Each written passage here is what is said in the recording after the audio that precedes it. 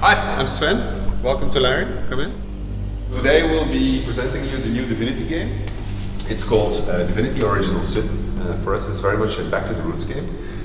It's a top-down RPG and it takes place just before the first Divine Divinity, the game that started the entire series. Alright, so we'll start presentation. I'll introduce you to David.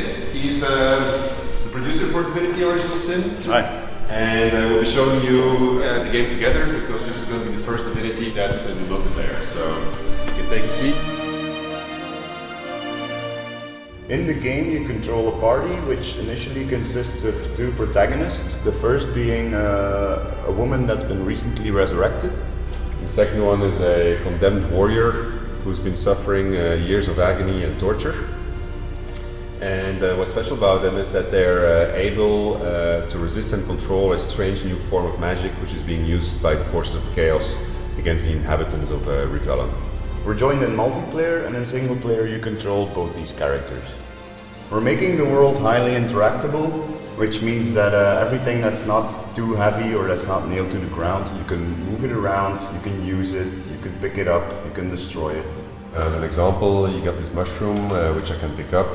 And then I can apply it to my sword, and my sword now has a couple of poisonous charges, which might be an interesting thing to do just as you enter combat.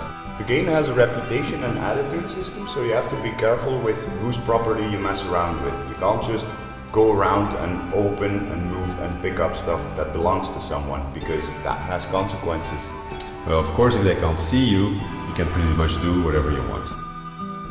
Our ambition is to recreate that tabletop RPG feeling in which the entire party is involved in decision making. And that's why we introduced this cooperative dialogue system.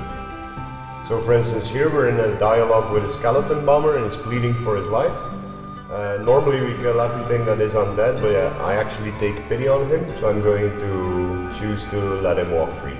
But I don't agree with that. I think he should be destroyed. And so the game is then going to do a stat roll. And in this case, David actually wins the day and he gets to make whatever decision he wants. The special magic, which we call source magic, allows us to manipulate the elements. For instance, I can make it rain.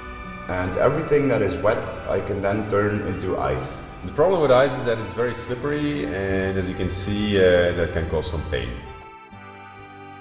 Combat in Original Sin is turn-based, and here we're dealing with a situation in which two undead pyromaniacs are assaulting me with fireballs. So what I'm going to do is I'm going to summon an ice elemental in the hope that he's going to act as a sponge for me. And I'm going to fire an explosive arrow at one of them. And apparently that doesn't really do a lot of damage, and they shot the ice elemental already.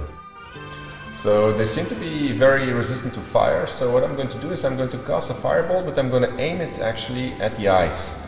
And that's going to turn it into water.